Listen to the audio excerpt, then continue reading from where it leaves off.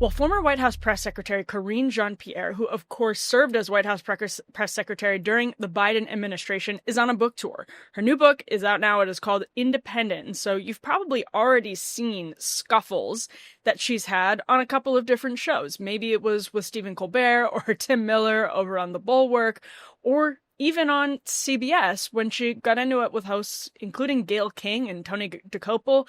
But I want to break this down from a slightly different angle. Karine Jean-Pierre was on Morning Joe, actually today. And I'm going to roll that clip. Before I do, just first, thank you all for getting us under 100,000 subscribers on YouTube. It is so cool, and it's such an honor, and we are incredibly grateful. So shout out to everybody on our team, but also all of you for getting us over the 100,000 mark on YouTube. Thank you so much for subscribing. As a reminder, over at undercurrents.tv, you can go get the full premium experience of the show. Head on over there, and please subscribe wherever you get your podcasts as well. Now, let's take a look at Karine Jean-Pierre's interaction with the crew over at Morning Joe. Again, this was today, so this was Tuesday. After some of the interviews from Monday, she goes on Morning Joe. Here's what happens. And for me, as a Black woman, as a person who's also LGBTQ, I feel as if those communities that I am part of largely get taken for granted. And I see that today in groups that are being thrown under the bus for a short-term win. And it is not the big tent party that I loved and enjoyed and was part of and fought for. Did you know that all chips and fries used to be cooked in beef tallow up until the 1990s when big corporations decided to swap out the beef tallow for cheap and highly processed seed oils? Gross. Today's seed oils actually make up about 20% of the average American's daily calories, and studies link them to inflammation and metabolic health issues. So that is why Masa decided to do something about it. They created a tortilla chip with, get this, just 3 ingredients. You see them on the back of the bag when you buy the chips. Corn, organic corn, sea salt, and 100% grass-fed beef tallow. They are so delicious. They aren't just better for you. They are crunchier, tastier, and sturdier than other chips. They do not break in your guac, and then you don't crash, bloat, or feel sluggish afterwards. The beef tallow even makes them more filling, so you feel satisfied instead of binging through a whole bag and still feeling hungry. I can personally attest to that. These chips are super, super good. Masa Chips is already loved by tens of thousands of customers and endorsed by leading health and nutrition experts. So if you're ready to give Masa a try, go to masachips.com/undercurrents and use code undercurrents for 25% off your first order. Great deal. That's masachips.com/undercurrents. Use code undercurrents for 25% off. Something that's frustrating me, nobody is talking about when it comes to Karine Jean-Pierre's book tour, is actually a lot of the interviews she's getting in are with people who don't have a leg to stand on and haven't reckoned with or apologized for their own poor coverage of Joe Biden for years. They were getting spun by Karine Jean-Pierre. And if you talk to people like Alex Thompson of Axios, who eventually co-wrote a book on the subject of what happened behind closed doors with Joe Biden, with his health before he dropped out of the race, you know that Karine Jean-Pierre, her press operation, she was in charge of the press operation in the Biden White House, was pressuring these outlets, many of whom she is now talking to on this book tour. They were applying intense pressure on those outlets not to run a story lest they be blacklisted by the White House, lose their access. And then those outlets actually went along with the pressure for the most part and didn't rock the boat. They knew something was wrong with Joe Biden. They knew that it was the scuttlebutt. They knew he was ailing, and they didn't rock the boat. They didn't push the envelope. They let the White House intimidate them out of coverage in order to keep their access to the White House, in order to be able to get questions at briefings and all of that. And the fault there lies with both parties. It lies with these outlets, and it lies with Karine Jean-Pierre herself. It lies with the Biden administration for intimidating the outlets out of coverage and threatening a loss of access out of covering a perfectly legitimate story that was obviously in the public interest. They were trying to cover it up to keep Joe Biden in power, and Karine Jean-Pierre was obviously a part of that. Now, the journalists, though, and this is what's frustrating me because nobody's talking about it, Gayle King doesn't have a leg to stand on. Morning Joe doesn't have a leg to stand on. Morning Joe is famously where Joe Scarborough and Mika Brzezinski, months before Joe Biden dropped out of the race in the summer, this was in the spring, said that he was in the best form they had ever witnessed. Now, maybe that's true. To go down there, come back, and say that as though it proves everyone with serious questions about Biden's health is a conspiracy theorist and a knuckle dragger is completely insane. Maybe they had a good 20 minutes. Maybe they had a good hour with Joe Biden. Maybe it was in the morning and he was as sharp as a tack, just had a cup of espresso and was ready to go. But beyond their experience, it was obvious and had been for years that the man had lost more than just a step. And so for them to come back and talk as they did was disgraceful. And Morning Joe, frankly, should not get any credit whatsoever for being tough on Karine Jean-Pierre. Same goes for CBS, Gayle King.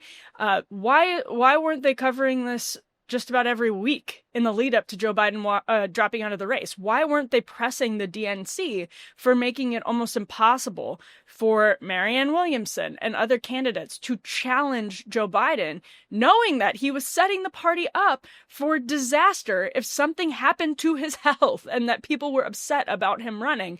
That actually was part of this ecosystem that allowed the two-party system to function as it did. And I do not want to be lectured on the broken two-party system by Karine Jean-Pierre or by the legacy media. Neither of these parties has a leg to stand on when they are lecturing us about the broken two-party system. Stephen Colbert sure doesn't have a leg to stand on when lecturing us about the broken two-party system, or lecturing Karine Jean-Pierre, in fact, pushing Karine Jean-Pierre on why she was part of this cover-up when it came to Joe Biden. Her argument in this book, quote, Independent, the best way I can think of it is she knows that independence is an appealing packaging. She's almost exploiting that, preying on that instinct among the American people to be exasperated with the two-party system.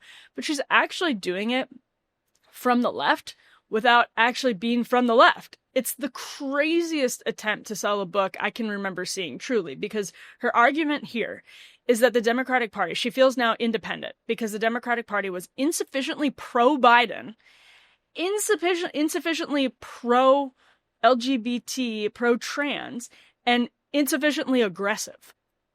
And you just have to take that one by one, basically. To say the party was insufficiently pro-Biden when it essentially allowed him to run until he fell apart on the debate stage, completely insane. Karine Jean-Pierre argues that she felt the party betrayed Joe Biden over the course of his presidency.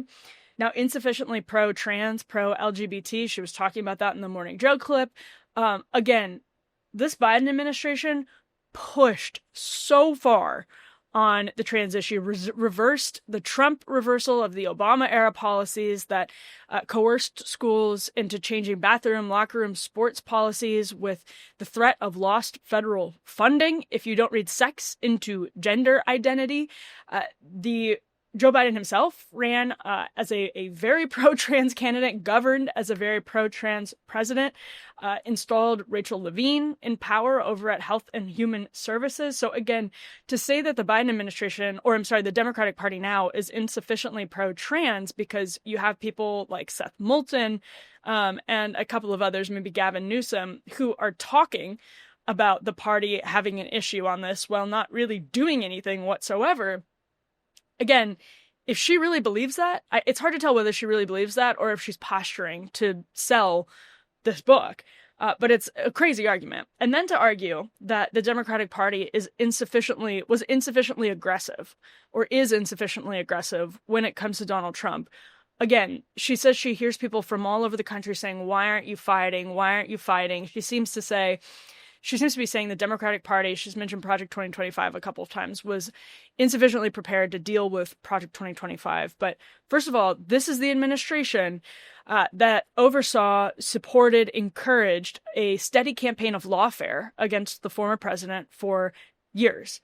This is also the party that has almost immediately sprung into action with legal challenges every single step of the way of the Trump administration. Now, I think it's true that Democrats, and we've covered this here, have been aggressive in a lot of the wrong ways, or have been insufficiently aggressive in maybe a lot of the wrong ways.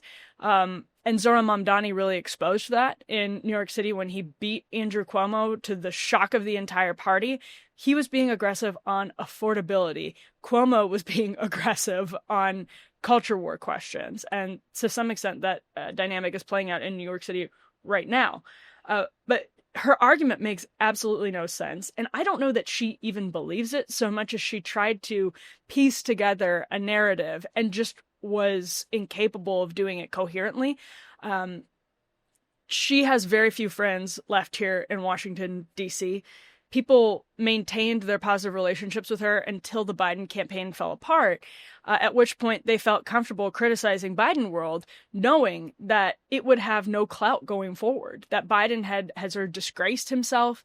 The Biden name wouldn't carry much power and influence. You see this very visceral frustration in Hunter Biden when he speaks, in the limited times that he does speak. But the Biden family has basically lost all of their political power. And because Karine Jean-Pierre's brand and career is so closely tied to Biden, more than almost anybody else in Washington, D.C., people feel comfortable throwing her under the bus now, right? That's why Morning Joe is going to give her this tough of an interview now in 2025 and not in 2024, 2023, et cetera, on this question of Biden. And what's come out since the Biden dynasty has lost its luster is that people behind the scenes didn't like Karine Jean-Pierre.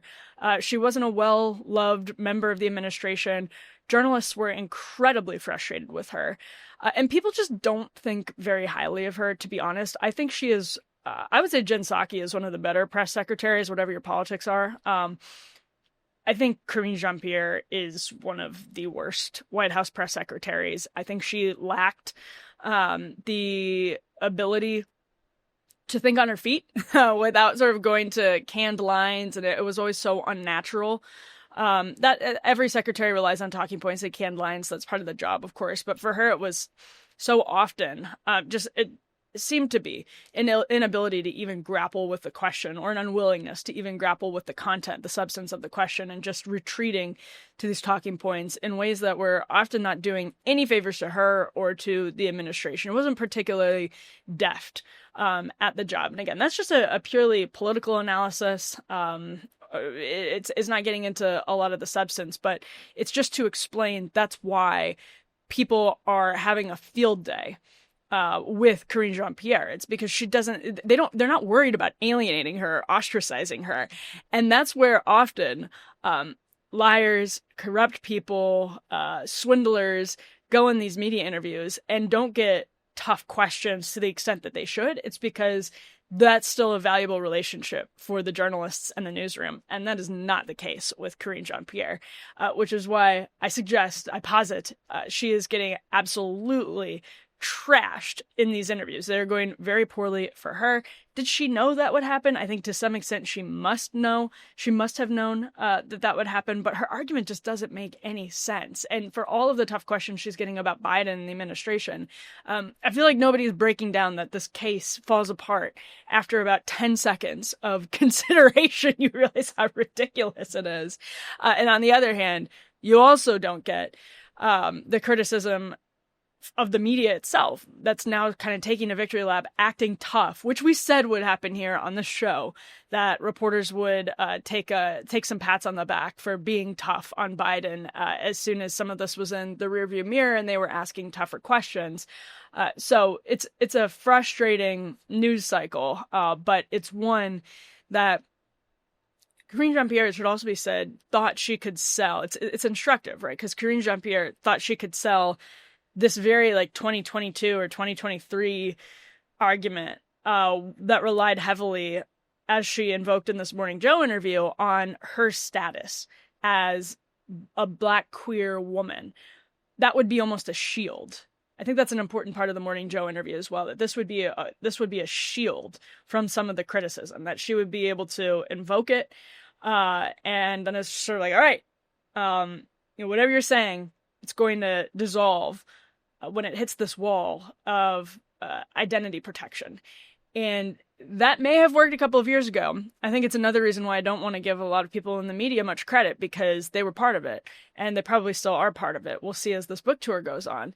But she thinks these arguments really about Democrats not fighting enough, about her identity, all of that. She thought it would be sufficient to protect her. And because she has no real power anymore in Washington, no real clout, no real cash, it's not protecting her. And it's such a telling story about the media, the way the media operates, and the way Washington, D.C. operates, that Karine Jean-Pierre, a lot of this isn't working. It's just not working anymore. So thank you so much for tuning in. Thanks for helping us get to 100,000 on YouTube. Make sure to subscribe wherever you get your podcasts. Subscribe on YouTube. And, of course, over at undercurrents.tv for the full premium experience of the show. We'll see you back here with more soon.